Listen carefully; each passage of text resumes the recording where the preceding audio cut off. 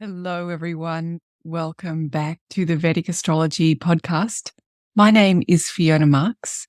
Today, we're going to have a look at some of the planets involved in the current solar eclipse that just occurred on the 14th of October, 2023, and the coming lunar eclipse that is happening on the 28th of October, 2023. And we've already examined the solar eclipse.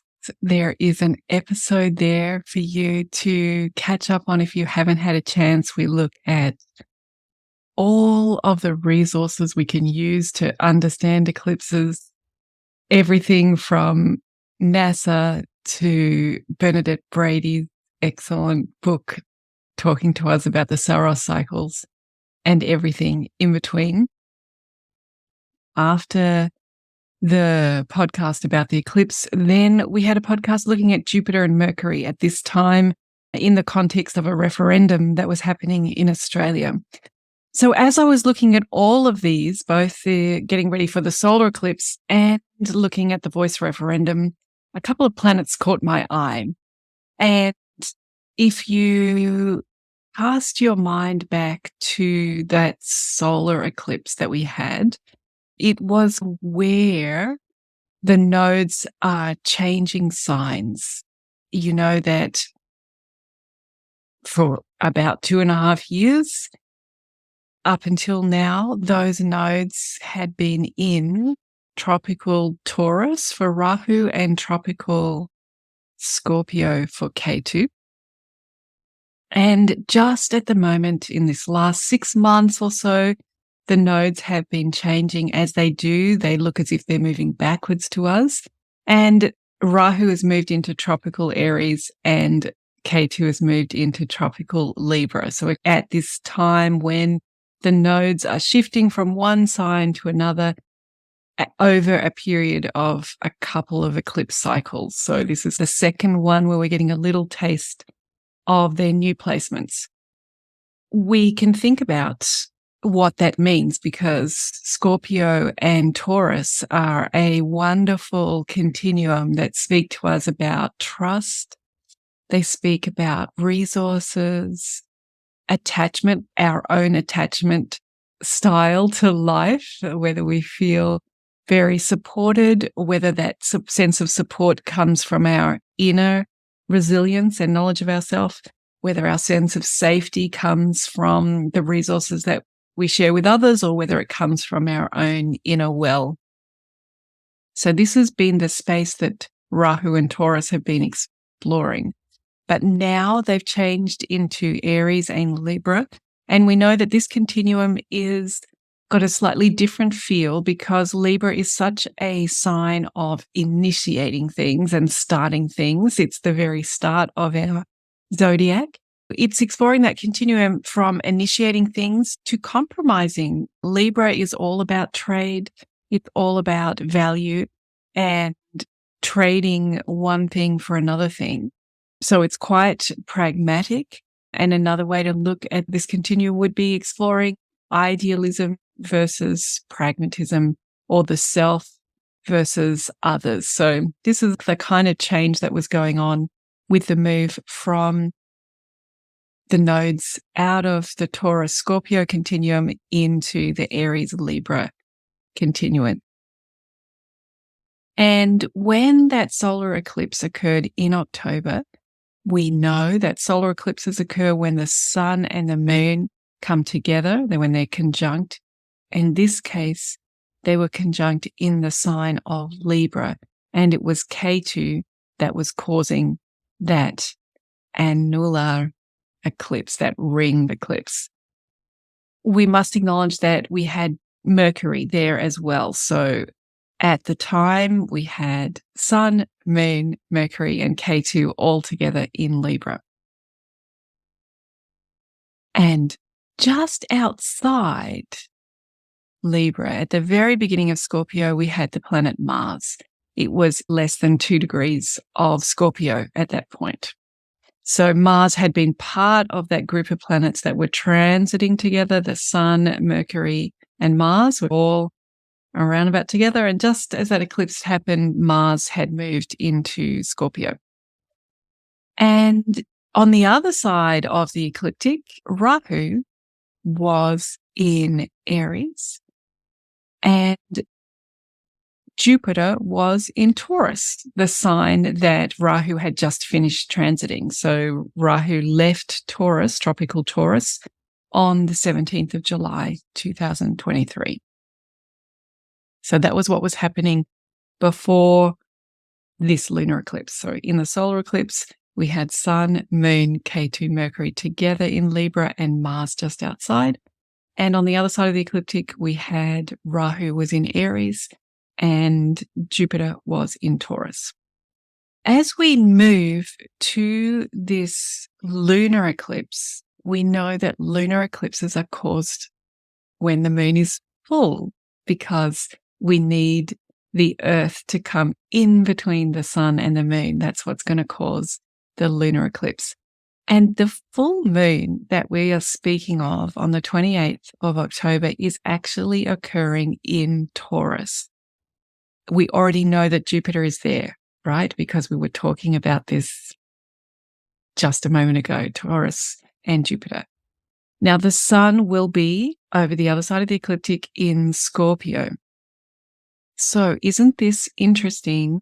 We notice that the full moon is happening in Taurus. The sun is going to be in Scorpio, but we know that the nodes are in fact not in Taurus and Scorpio. They are in Aries and Libra, but they are close enough that this is causing a partial lunar eclipse. And that's what we're going to be experiencing on the 28th of October. So this eclipse is a little bit unusual in that we have the nodes in one sign or one continuum, and we have the sun and moon in the next door signs or continuum. That can mess with our head a little bit as we're thinking about this eclipse, but this is because we're in the process of the nodes fully moving into their new signs. This situation where the sun and moon and the nodes are just slightly out of alignment is what brought to my mind the noticing of Mars and Jupiter's position. Because if you remember, even when we had the solar eclipse, Mars was already in Scorpio. Now we know we've got the sun, and of course Mercury has come as well. So now we know we've got the sun, Mercury and Mars are all in Scorpio. And the moon, the other planet that was involved, is in Taurus, where we know we have Jupiter. So it just really brought to my mind these two planets that were on the edge of the solar eclipse, Mars and Jupiter. And it made me think about the role that they might be playing in both of these eclipses in this time period that we're experiencing.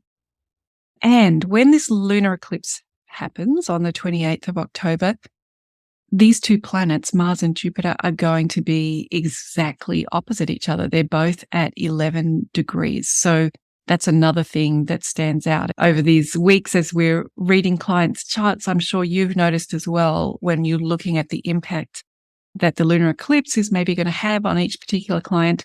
One of the things that jumps out to you is just by transit, Mars and Jupiter are opposite each other, both at around 11 degrees. You can also notice that Mercury is there too. And the previous episode to this podcast was all about the influence of Jupiter when it was experiencing an aspect from Mercury. So we talked a lot about when Jupiter is starved by Mercury. So we want to catch up on that. That is in the previous episode. But for today, I want to have a look at Mars and Jupiter, who are in opposition. And I noticed that they're getting caught up in being nearby these nodes as well. So we can't, in this particular instance, say that they're conjunct because they're actually happening in different signs, but they are very close together and they're getting in the middle of what's happening with the lunar eclipse. The full moon, we said, will be in Taurus, and on one side of that moon will be Rahu, and on the other side of that moon will be Jupiter. So the moon, the full moon, is going to be in between Jupiter and Rahu. And the same thing on the other side of the ecliptic, we have the sun beaming away there in Scorpio. And on one side of the sun is Ketu. And on the other side of the sun is Mars and Mercury that we're not looking at today. It feels a little bit like the luminaries are sandwiched between a node and these two planets that I'm interested in discussing with you. I'm going to say that they're close together. Rahu and Jupiter are close together, and Ketu and Mars are close together. And it makes me think about this configuration and what we might understand about that energy if we look at it through Vedic astrology. The first thing we should acknowledge is that Mars and Jupiter are natural friends in Vedic astrology. In fact, they're mutual friends. So this means that they delight each other by Lajjitaadi Avastha. That is, they make each other feel good, provide some power and support, and color the experience of the other planet. So when Jupiter delights Mars, we can say that Mars is all about action. Jupiter is all about wisdom. And so when Jupiter delights Mars, it brings together a bigger outlook, ensuring that our actions are aligned with grace and with purpose. And this gives Mars a feeling of confidence, knowing that Mars is acting with purpose. So that's why we say that Jupiter delights Mars, because it fills Mars's actions with a sense of purpose. And then the reverse is also true, that at the same time that Jupiter is delighting Mars, Mars is also delighting Jupiter. And Mars brings a discipline, action, and logic to Jupiter's mission of goodness. This helps Jupiter be efficient and effective in doing good.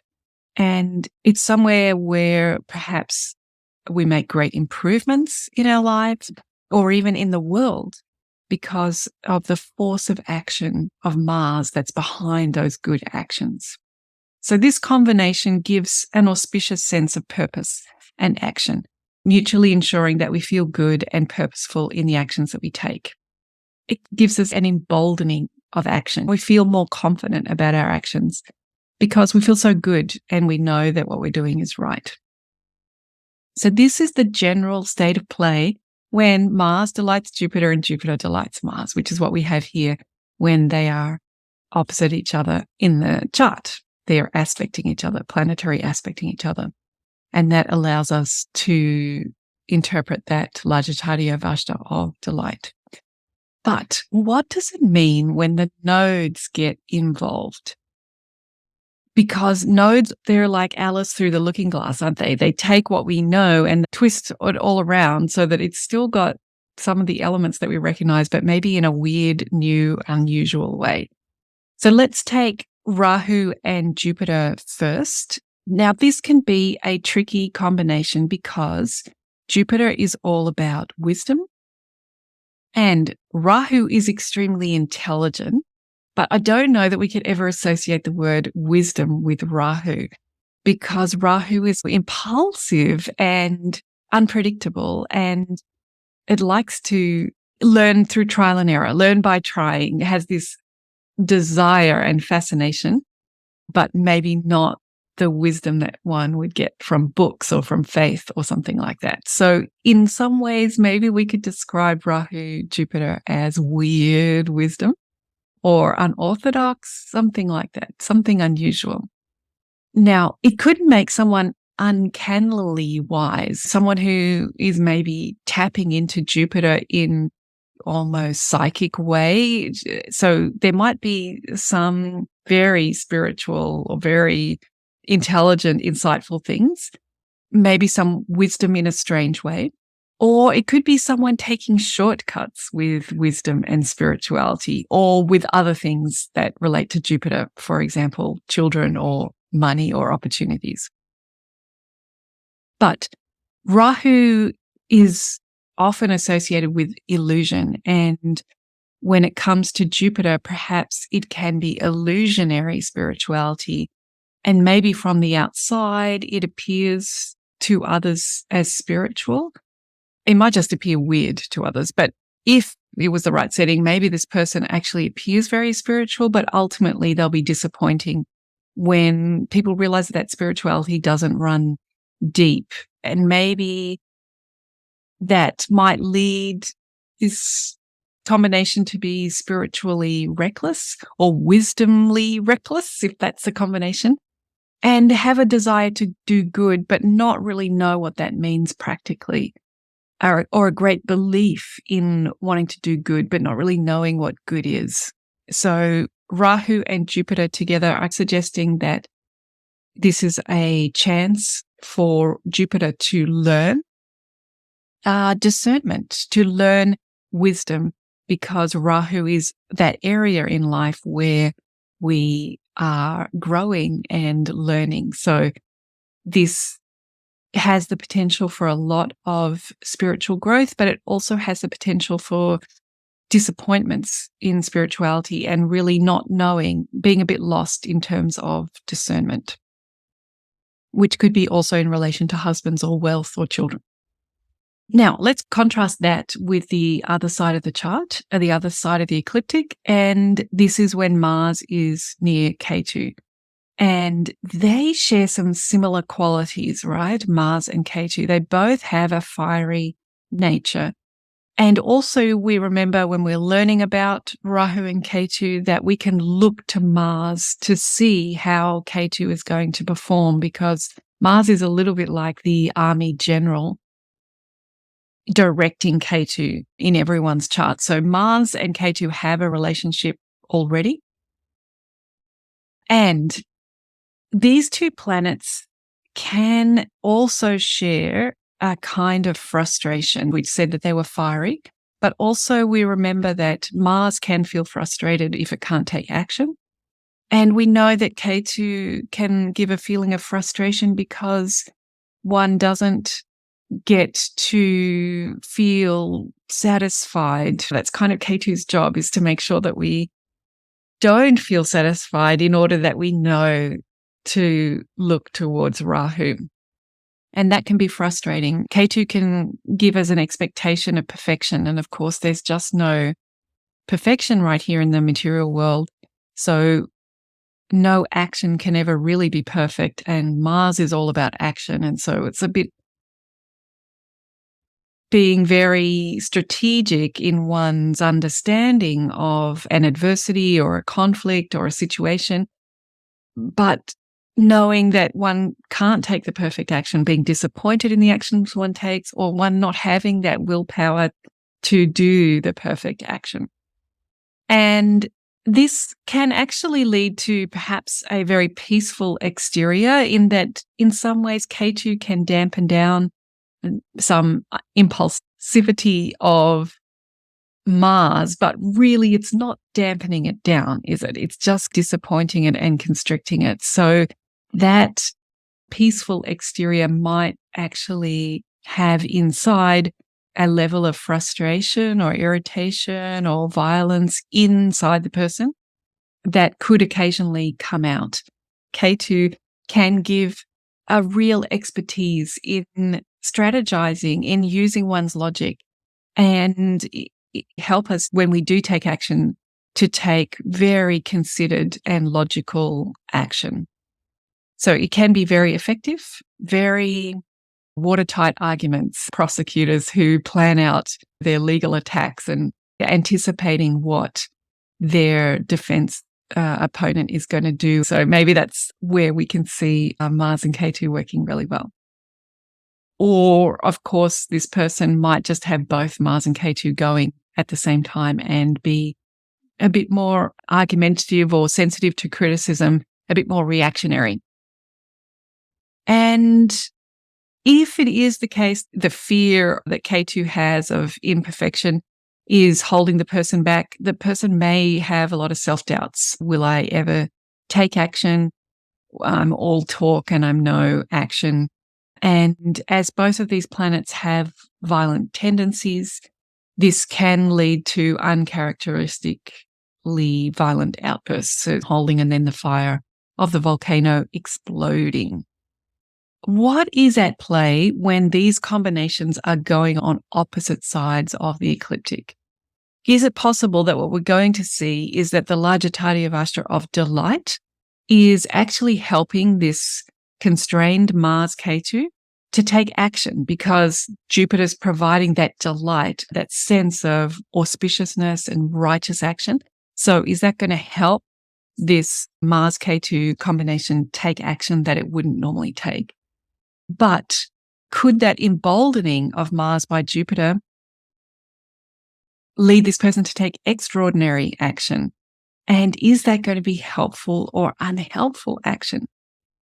So in light of recent events in the Middle East, I was interested to look back and see where this transit, or when this transit, had occurred before.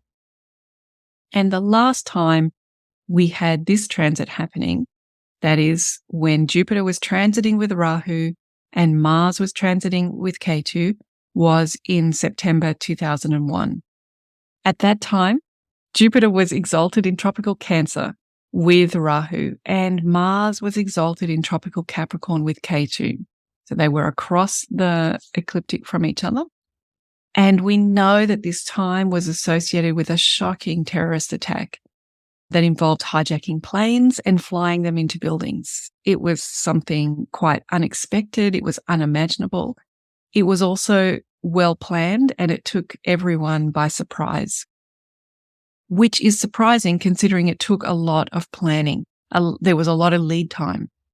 And perhaps this speaks to that Mars-Ketu situation, that there's a real expertise in military planning and an expertise in calculated and decisive action.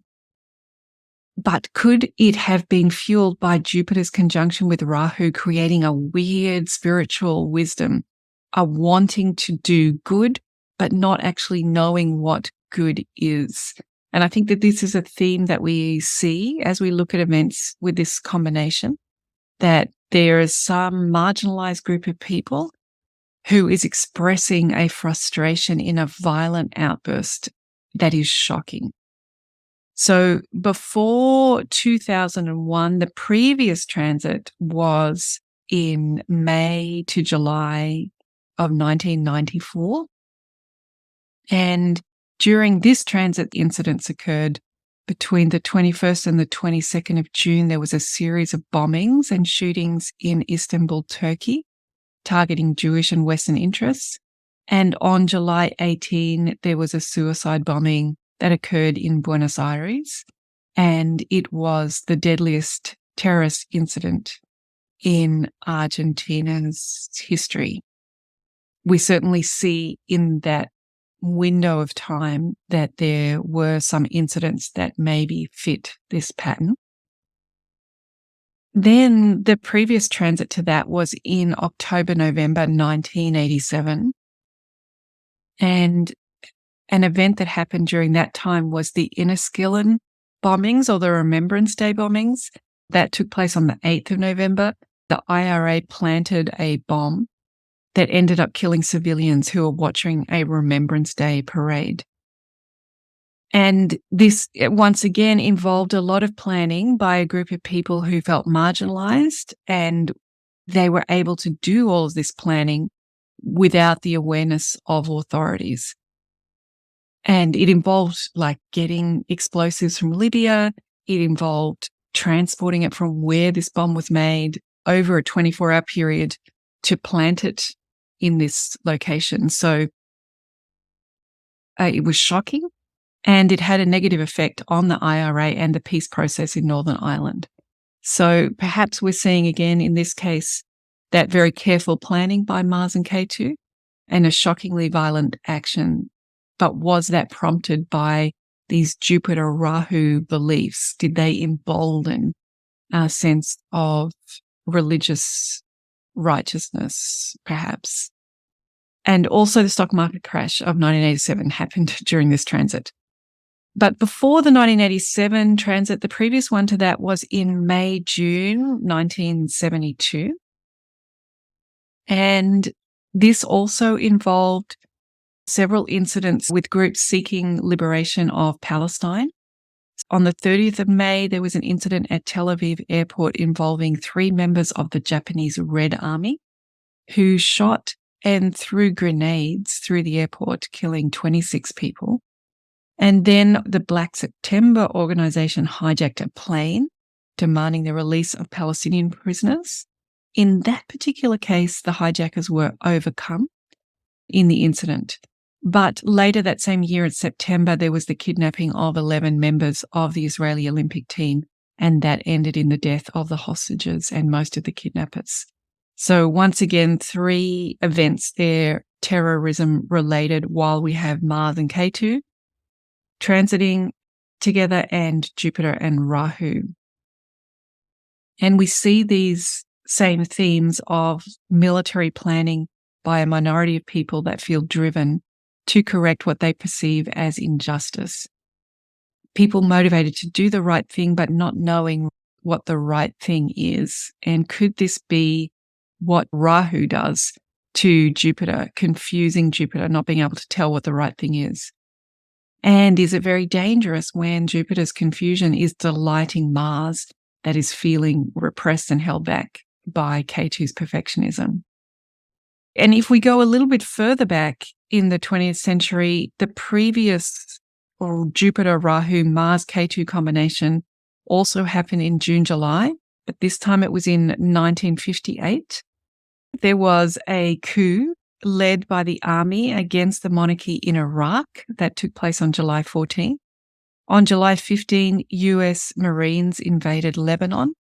Sadly, I was able to find terrorist or shockingly violent events that occurred in all except for one of the previous transits of Jupiter, Rahu, Mars, Ketu during the 19th century. So we've just had a look at the ones that took place in the 20th century.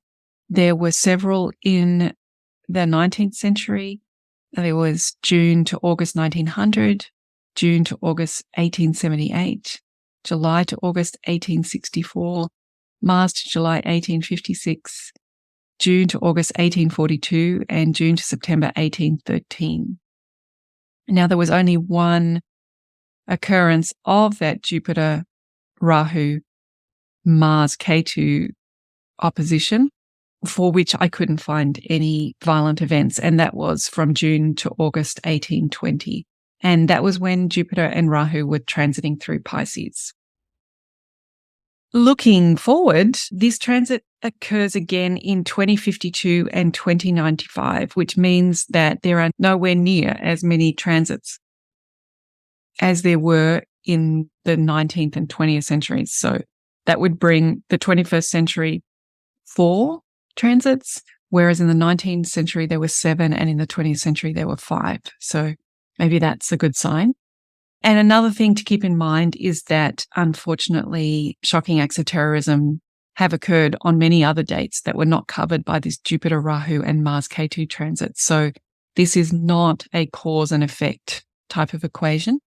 However, the planets involved do seem to shed some light on the energies around these sort of terrorist attacks.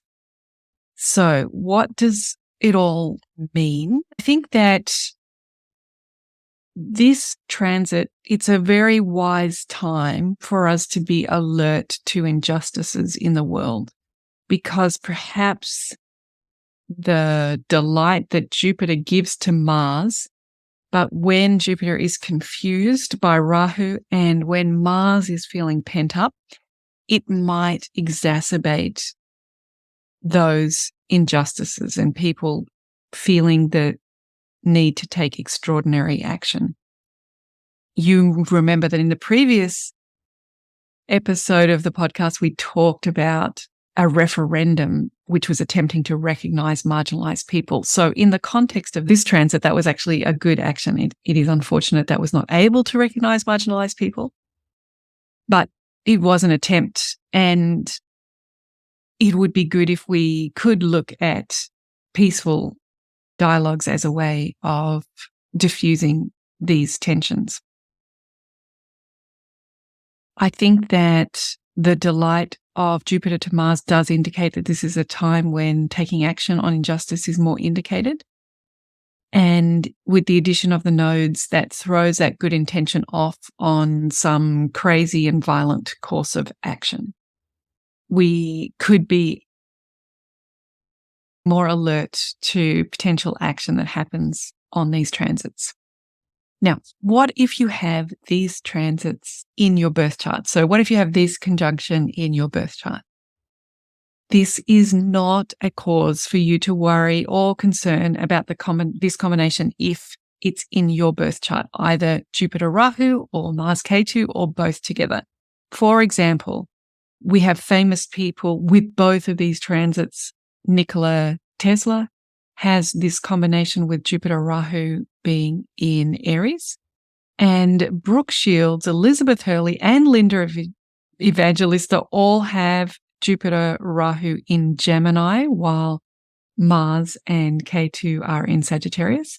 And finally, Frida Kahlo, Katharine Hepburn, and John Wayne all had Jupiter-Rahu in Cancer, while Mars and Ketu were in Capricorn. When one is born with these types of conjunctions, we have a lifetime to practice and adjust to the effects of these combinations. We do so much of that processing in our infancy and in our childhood and in our adolescence and our young adult life that by the time we get to adulthood, although these might still be in some ways things that we feel, maybe they are wounds and maybe they have that internal effect on our psychology.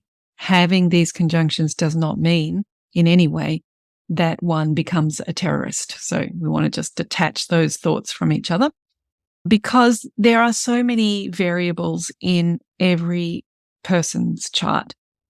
It strikes me that Digbala is really important when we would be analyzing this combination, either by transit or in a chart. And Digbala, we know, is created by the position of the ascendant. So it moves a lot during a 24-hour period. People born on the same day are going to have different ascendants and different Digbalas for these planets. And also Ayana Bala, I think, would be really important as well. How a person deals with conflict and adversity. So there are many unique things that make up a person's chart, and this is just one factor.